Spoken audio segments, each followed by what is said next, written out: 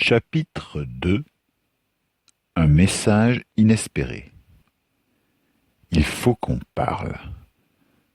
C'étaient pile les mots que Lucas redoutait d'entendre.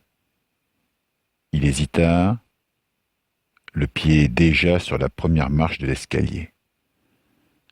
Faire la sourde oreille et poursuivre sa montée vers l'étage? Non, ce ne serait pas correct.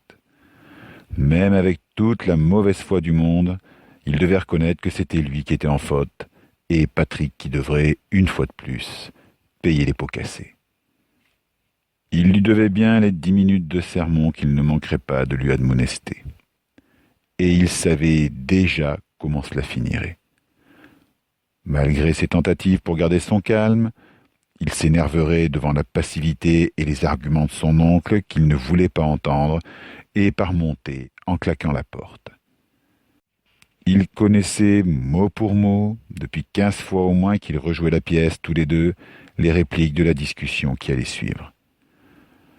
Patrick commençait d'ailleurs de sa voix raisonnable qui avait le don de l'agacer davantage. « Mais enfin, qu'est-ce que tu croyais faire? La dernière fois ne t'a pas suffi? C'est puéril, idiot et dangereux. » Et malgré toutes ses bonnes résolutions, il démarra au quart de tour, refusant de se retourner pour ne pas avoir à affronter le regard clair, déçu et accusateur de Patrick. Puéril et idiot de vouloir la vérité sur la disparition de mon père? Il est tombé dans un gouffre, Lucas. C'était un accident. En spéléo, ça arrive. Il n'y a rien de mystérieux là-dedans. Alors pourquoi maman ne les croyait pas? Les circonstances de sa mort sont louches. Tu le sais aussi bien que moi. C'est ce que disait l'agence indépendante qu'elle avait contactée pour enquêter. La Telcorp n'a jamais laissé visiter le site. C'est bien qu'ils ont quelque chose à cacher. Il avait tourné la tête pour voir Patrick lever les bras au ciel. Bien sûr qu'ils ont des choses à cacher. Ils ont découvert un minerai que personne ne connaissait, que toutes les compagnies pétrolières comme Total ou d'autres, ainsi que la plupart des dirigeants de toutes les nations, y compris la nôtre, rêveraient de s'approprier par tous les moyens. Ils développent toute une technologie et engrangent des profits encore jamais vus. Alors oui, comme tu dis, ils ont des choses à cacher.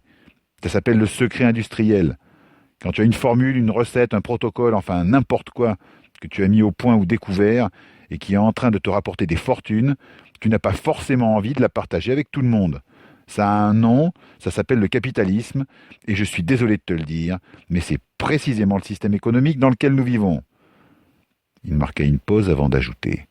Tu crois qu'on te laisserait te balader comme ça dans une centrale électrique, ou n'importe quelle usine de France ou d'ailleurs? Alors imagine celle-là. Lucas balaya d'un geste les arguments de son oncle. C'est pas le problème, c'est... Si, c'est précisément le problème, le reprit Patrick avec sa voix posée, cette voix qui ne s'emportait jamais, qui restait calme en toutes circonstances, et c'était peut-être ça le pire. Tu te conduis comme un gosse irresponsable. Il y a des lois dans ce pays, Lucas. Ce n'est pas le Far West. Lucas aurait voulu se retenir, tant il savait où allait les mener ce dialogue de sourds, mais il n'y parvint pas. « Des lois? Me fais pas rire. Tu sais très bien que la Telcorp les a tous à sa botte, surtout ici. Elle a acheté tout le monde. Si elle disait qu'on est des pigeons, tous les politiques, les flics et les magistrats se mettraient une plume dans le derrière. C'est pour ça qu'ils n'ont pas enquêté. C'est pour ça que... » Patrick lui répondit, toujours aussi calme, horripilant, ses grands yeux clairs, francs et sincères plantés dans les siens. « D'accord, Lucas, d'accord. La Telcorp a fait disparaître ton père et l'a enfermé dans son complexe. Pour je ne sais quelle raison. Ce n'est pas ce que j'ai dit, je... Tu me laisses finir, s'il te plaît. Donc, soit elle retient ton père prisonnier, soit elle l'a fait disparaître. Et elle a manipulé les gendarmes, les magistrats et les politiques pour qu'ils étouffent l'affaire. Il y a quelque chose de pourri au royaume de Vic-sur-Serre, et Lucas Pesteil, 17 ans, seul et contre tous, va faire le ménage. C'est ça?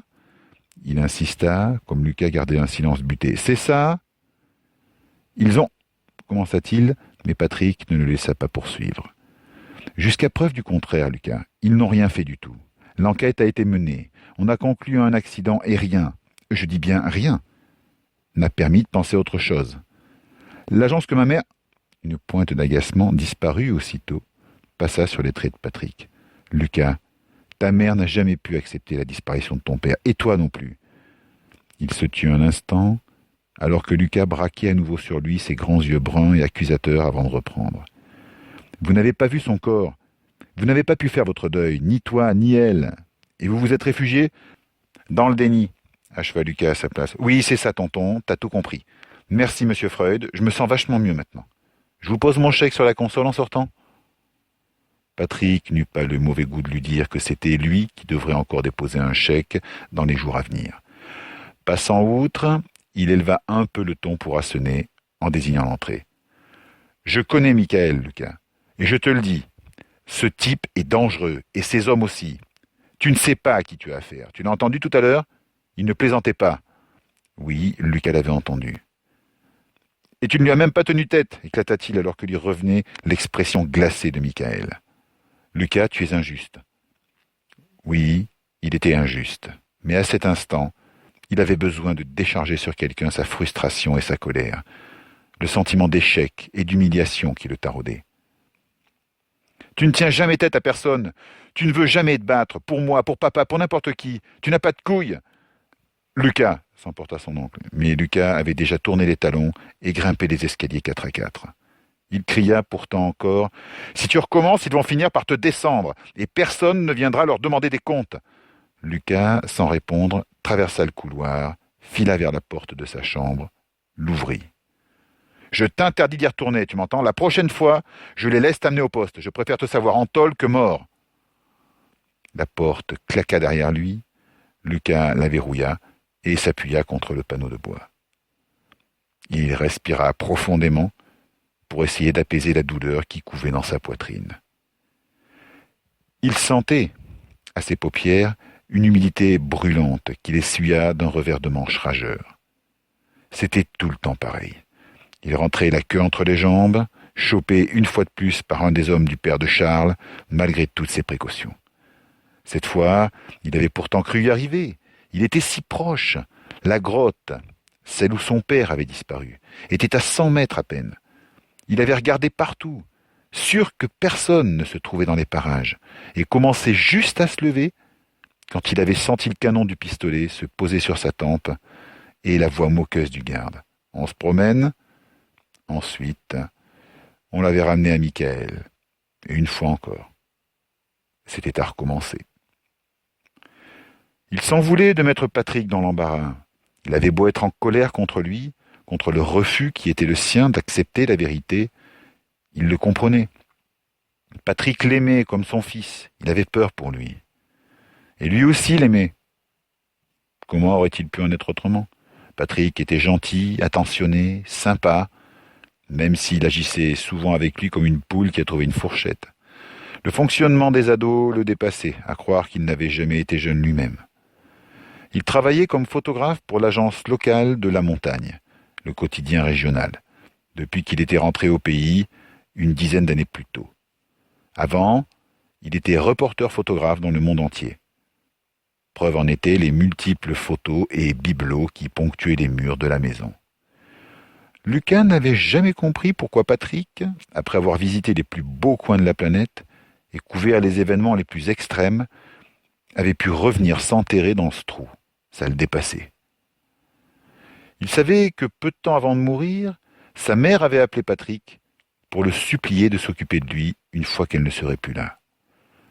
Patrick, avait-elle l'habitude de dire, était bien la dernière personne qu'elle aurait imaginée avec des enfants. Pourtant, elle lui en avait confié un, et il avait accepté. Lucas s'excuserait, comme d'habitude, mais pas maintenant. Il ne pouvait pas. Demain, au petit déjeuner. Et Patrick serait là, avec son lait chaud dans la tasse et les 2 tartines gigantesques qu'il aurait déjà toastées et beurrées à son intention, comme tous les matins. Patrick qui accepterait ses excuses avec un « c'est bon, on oublie », comme il savait déjà qu'il recommencerait. Prenant une grande inspiration, il alluma la lumière et passa un regard circulaire sur sa chambre. Les murs tapissés de posters, d'affiches de cinéma où monstres, cyborgs et guerrières futuristes ou médiévales fantastiques, au look pour le moins ravageur, avaient la part belle. Contre le mur qui lui faisait face, la bibliothèque croulait sous les livres et les revues, pour la plupart dédiées à une de ses passions, les figurines qui avaient colonisé son bureau et une bonne partie de la pièce de leur silhouette martiale et multicolore. Robots, tanks, vaisseaux, orques, humains, elfes. C'étaient de véritables armées qui s'alignaient en ordre de bataille dans la grande chambre, à telle enseigne qu'il devenait presque difficile de s'y déplacer sans risquer de faire une hécatombe. Patrick avait depuis longtemps renoncé à entrer et à mettre de l'ordre dans ce capharnaüm. Il se contentait d'exiger qu'il passe l'aspirateur, fasse la poussière et change ses draps une fois toutes les 2 semaines. Là-bas, près de son lit et de la fenêtre, trônait le vieil ordinateur portable de son père, le Cosmosaure, comme il l'appelait, en référence à quelques feuilletons obscurs qu'il regardait dans sa jeunesse. Le portable non portable. Lucas s'était toujours demandé comment on pouvait transporter un engin aussi lourd sans se casser le dos. Son père avait créé une boîte mail secrète, juste pour sa mère et lui, sur laquelle il leur écrivait quand il était en déplacement. Cette boîte, même après la mort de sa mère, Lucas avait toujours refusé qu'on la clôture, comme il avait toujours refusé de se séparer du Cosmosaure. Tous les soirs, quand il rentrait, il l'allumait, une habitude. Il ne l'aurait jamais avoué, mais au fond, tout au fond de lui, un petit garçon continue d'espérer, un soir comme celui-là, entendre, quand il ouvrirait la messagerie, le carillon qu'il connaissait si bien, et de voir apparaître un nouveau message signé « Papa ». Ce soir ne dérogea pas à la règle. Évitant les belligérants de plastique et de résine se partageant le plancher, il se laissa tomber sur son lit, se tendit et pressa le bouton d'allumage du Cosmosaure, dont le ventilateur peupla toute la pièce de son ronron de tigre. En plus d'être lourd, il faisait un bruit d'enfer. Alors que le processeur préhistorique émettait ces grattements bizarres, il sortit de sa poche son téléphone portable que lui avait restitué Michael, après le lui avoir confisqué pour vérifier qu'il n'avait pris aucune photo, et consulta ses messages. Rien. Charles ne devait pas encore savoir que son père l'avait pincé, mais ne tarderait pas à l'apprendre. Il se demanda un instant s'il devait le prévenir, mais renonça. Il verrait bien si Charles lui écrivait. Il n'attendait pas d'autres nouvelles et n'en trouva aucune. Cela n'avait rien d'étonnant. Il n'avait qu'un véritable ami. Enfermé dans ses rêves et ses univers imaginaires, ses lectures, il partageait peu de choses avec la plupart de ses camarades de classe. Les sports, les matchs, les vedettes de télé-réalité, les dernières idoles à la mode lui passaient totalement au-dessus de la tête. Qu'on l'interroge sur les 3 mousquetaires, sur la stratégie d'Alexandre le Grand, Lovecraft et ses monstres tentaculaires, la faune de Barzoum, les différents épisodes du cycle Halo, ou les feuilletons de science-fiction ou de fantastique, alors là, il devenait incollable. Il était, et il en avait conscience, une sorte de geek. Pas un no-life total, mais un geek quand même, qui vivait plus dans ses univers factices que dans la réalité. Quant aux filles, ce n'était pas qu'il ne les aimait pas. Il savait reconnaître la grâce et la beauté quand il les croisait, et les appréciait à leur juste valeur. Certaines de ses collègues de lycée étaient plutôt agréables et charmantes, et lui, grand et costaud comme il l'était, sans être vraiment athlétique, n'était pas repoussant. Il aurait pu avoir du succès. Mais les rapports entre filles et garçons, de l'expérience qu'il tirait de ses confrères, Charles le premier, qui, grand séducteur devant l'Éternel, lui racontait ses conquêtes, lui semblaient bien trop compliqués et monopolisaient beaucoup trop d'énergie. Et puis, nourri de récits d'aventure, où des héros comme John Carter rencontraient la femme idéale, belle, courageuse, intelligente, leur princesse de Mars, lui aussi, à leur instar, recherchait et attendait son héroïne.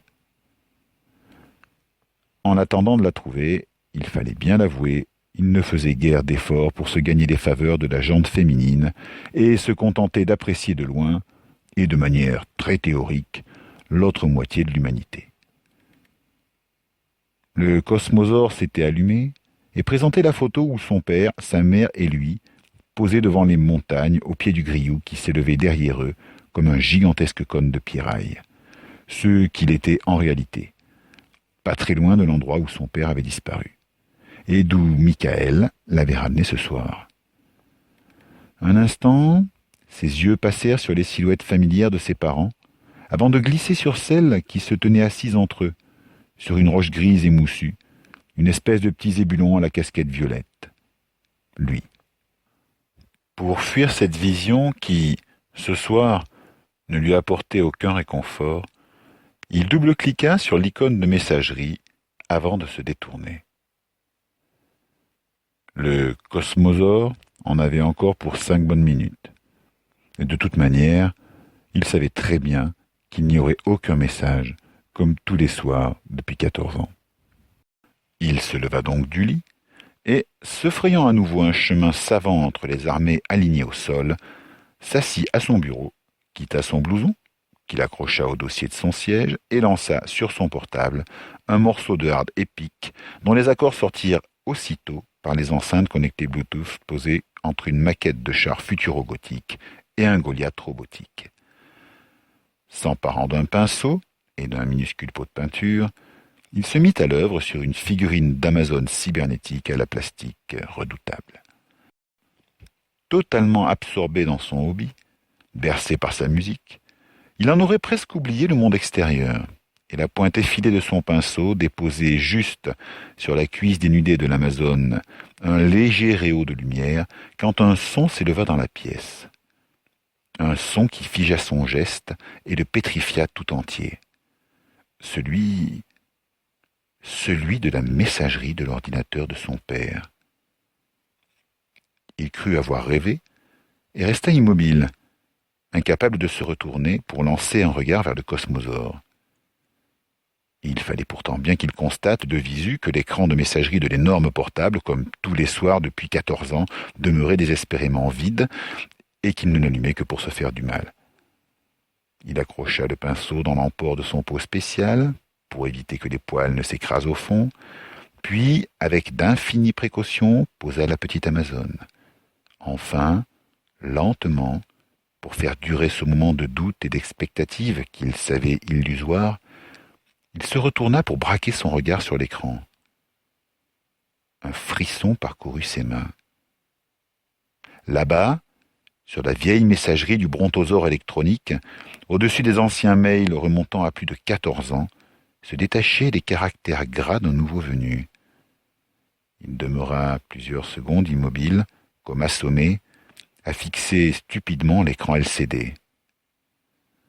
Dans une sorte d'état second, il se leva et, à pas lents, s'approcha du lit et de la table de chevet où était posé le portable.